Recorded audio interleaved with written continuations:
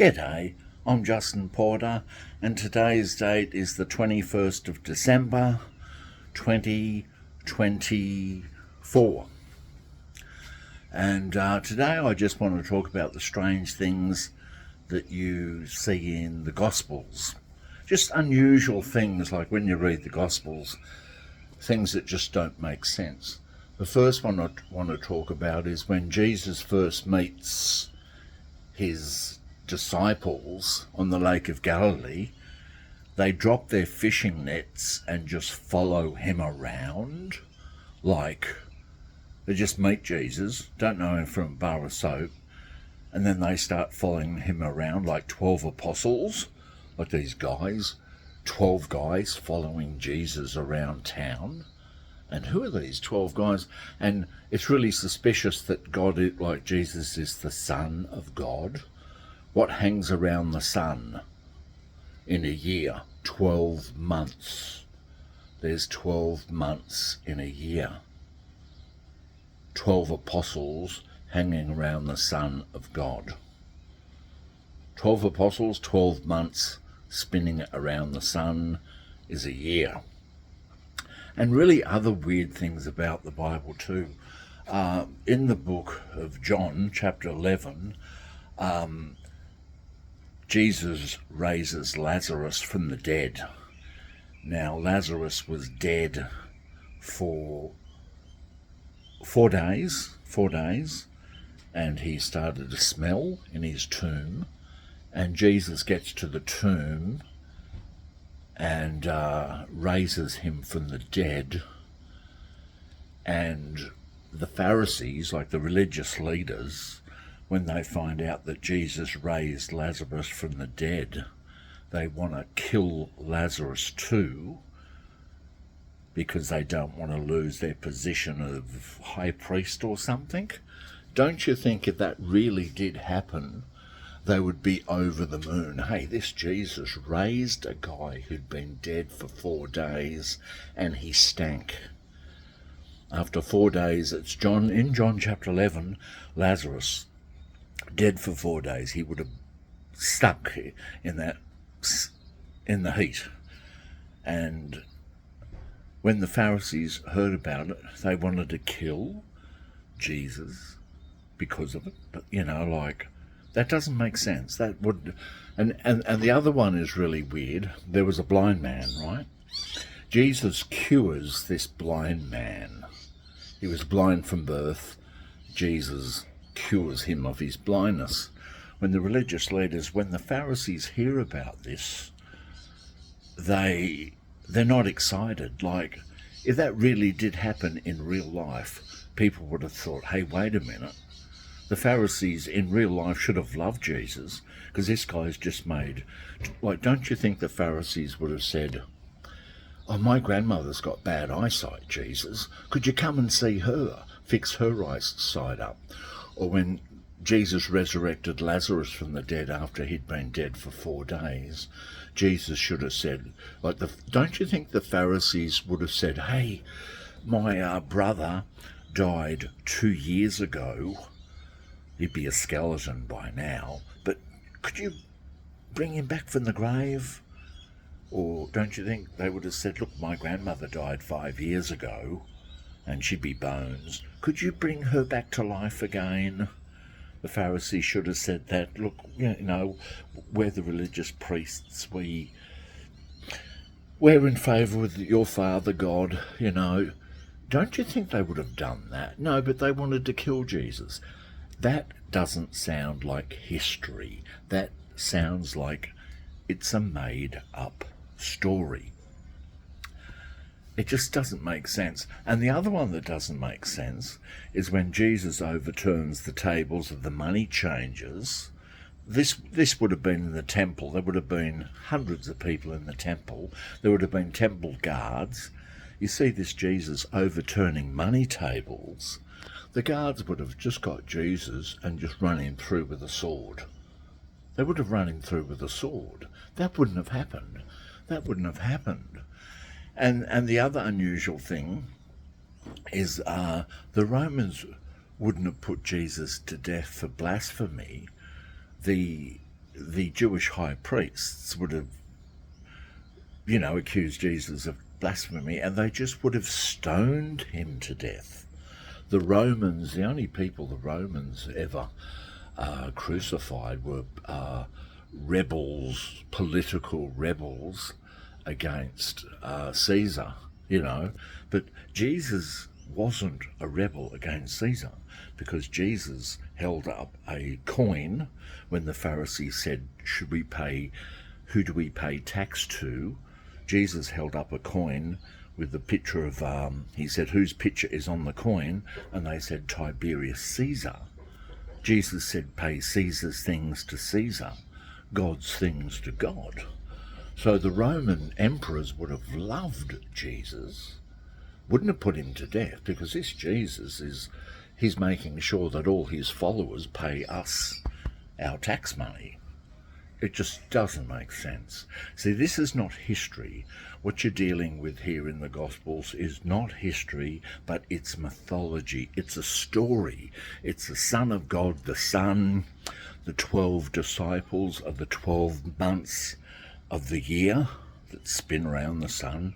Takes 12 months for the earth to go around the sun. But in the Bible, they didn't know that the earth spun round the sun. In the Bible, they thought the sun span around the earth in 12 months, see? So it just doesn't make sense. And the other one that's unusual is that the devil takes Jesus up to an unusually high mountain and shows him all the kingdoms of the earth. Now, we know that the earth is round. It's not flat, you see. It's like the Bible saying the earth is flat.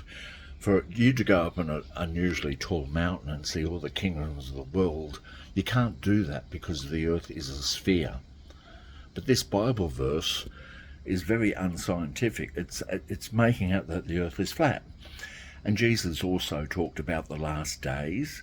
Jesus talked about the last days at Armageddon. Pray that Armageddon doesn't happen in winter, when you have to flee in winter at the end of the world, because Jesus obviously didn't know that while it's winter in the Middle East, it's summer in Australia.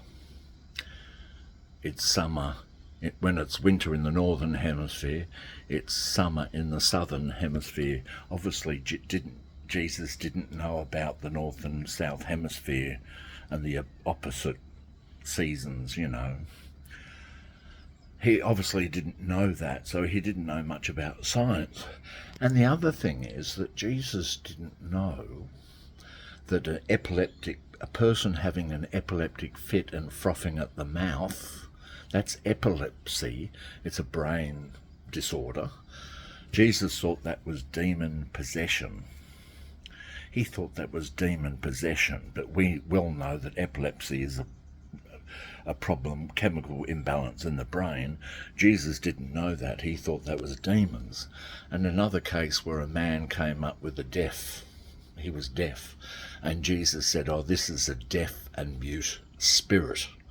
Now, we know that deafness is caused by faulty eardrums, and when you go to the doctors, you know that you have faulty eardrums. That if the doctor said, look, this person has a deaf and mute spirit, see?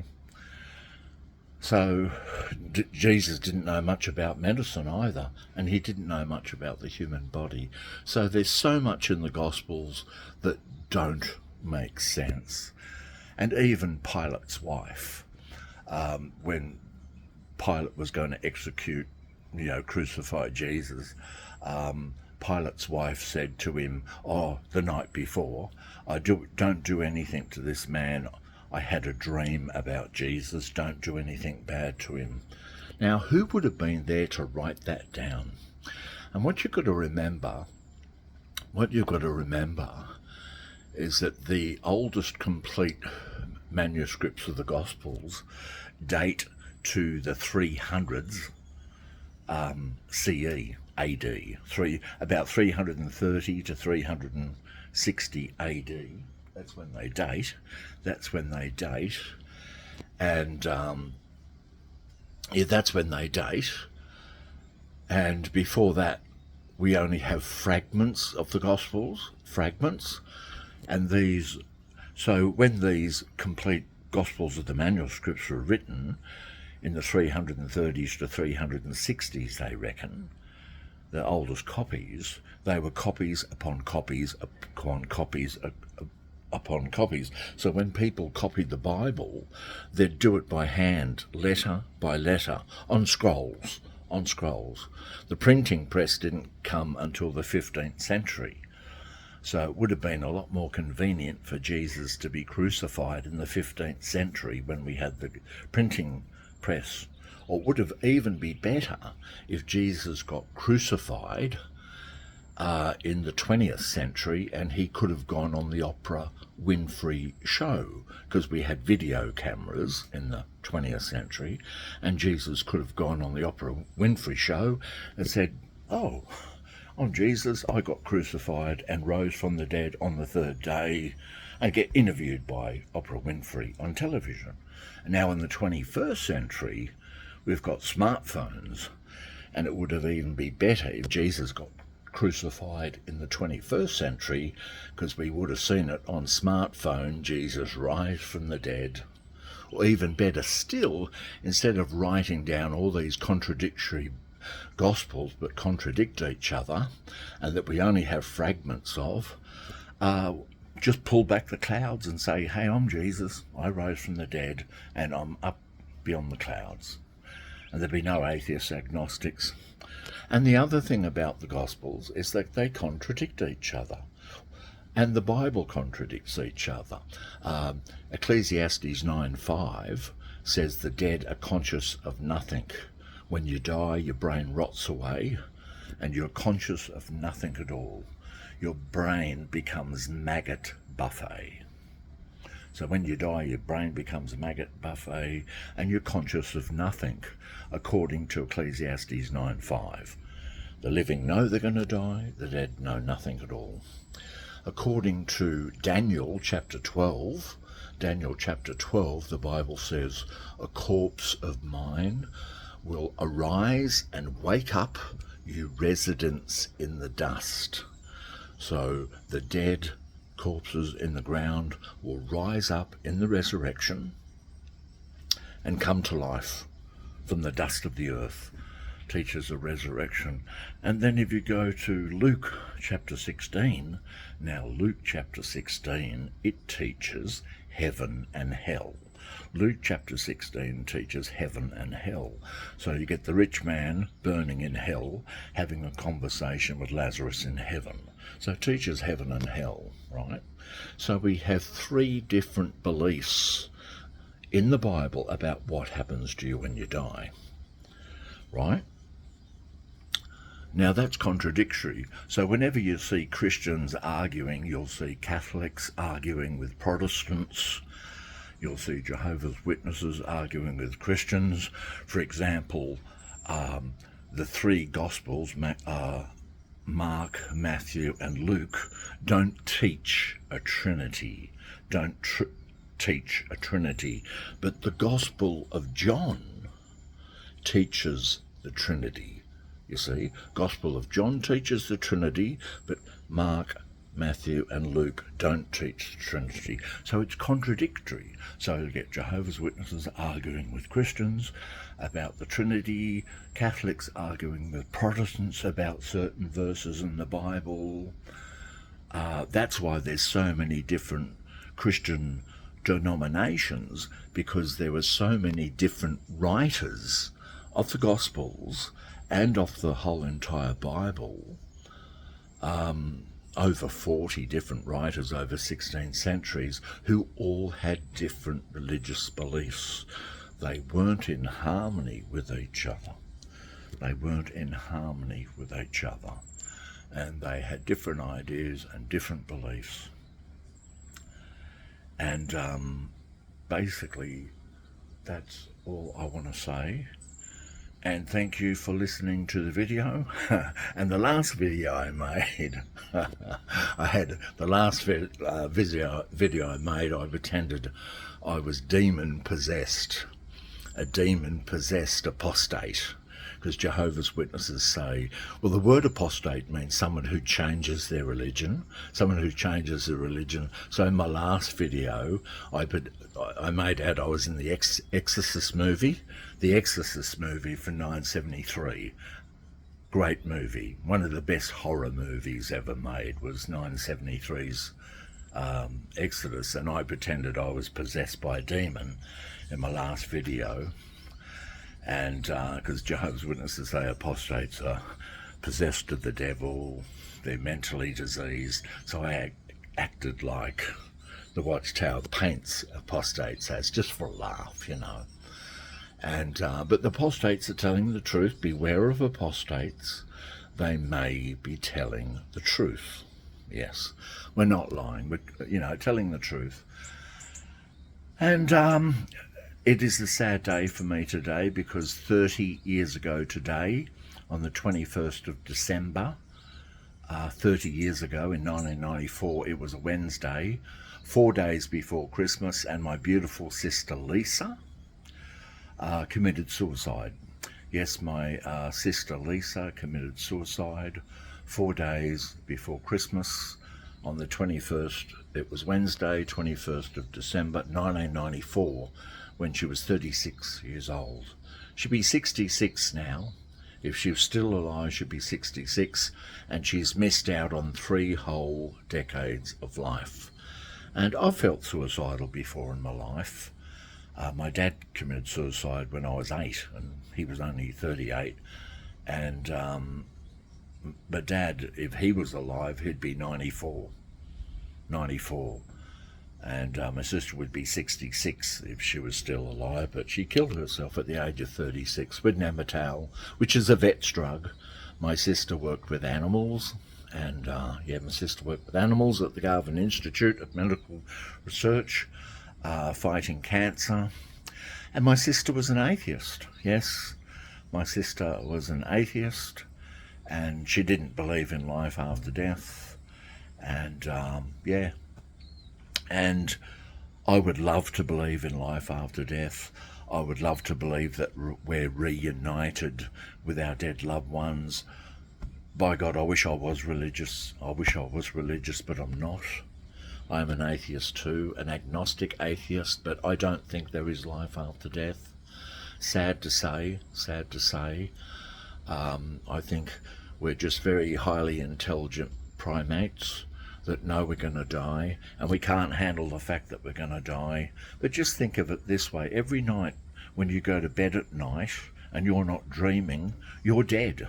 You're dead. So those 7 or 8 hours of sleep you get, or you might even get 5 hours sleep like me. I usually get about 5.5, 6 hours sleep. Part of the night, I'm not dreaming. When I'm sound asleep, I'm dead. So think of sleep at night as death rehearsal. And when you're deep in a deep sleep, you don't say, oh, I don't exist. Oh, it's so boring not existing. Oh, I'm so bored with nothing. It's not like that, because we associate nothingness with suffering. We shouldn't associate nothingness with suffering, because when we lose all our possessions and lose everything, we do suffer in life. Yeah, we do suffer. But it's not like that. When you know nothing, feel nothing, hear nothing, taste nothing, there's no pain, you're not aware. And there's a famous atheist poet called Mark Twain, who died in 1910 at the age of 75. He was born in 1835, and he said, I'm not afraid of being dead. I was dead for billions upon billions of years before I was born, and I never suffered the slightest inconvenience from it. So we think of death as when you go to bed at night and you fall asleep, and that part of the night when you're not dreaming, you're dead. You're dead. So part of the night, there's just nothing there. Where do you go when you go to bed at night? So think of death like that. You've already been dead. You were already dead for billions upon billions of years before you were born. Don't fear death. And yes, we do grieve. My sister's been dead for 30 years now, and I do miss her, but my sister lives on in my heart. My sister is alive and well in my heart, and the memories I have for my sister will live on in my heart until I die. And unless you're Elvis Presley or Mozart or John Lennon, eventually we all get forgotten. And that's just the fact. And I wish to God I was religious and did believe in something, but I could be wrong. There could be something nice. There could be some essence of us that we haven't discovered that lives on and gets reunited with our dead loved ones. That would be beautiful if it's true, but I just don't know if it is true. And I just go with the reality that enjoy life, enjoy your loved ones while they're here, but when they die, they live on in your heart, and you'll always have those precious memories, and they wouldn't want you to end your life because they're gone. They would want you to be happy and live on to make new memories. But thanks for listening to this video, and bye.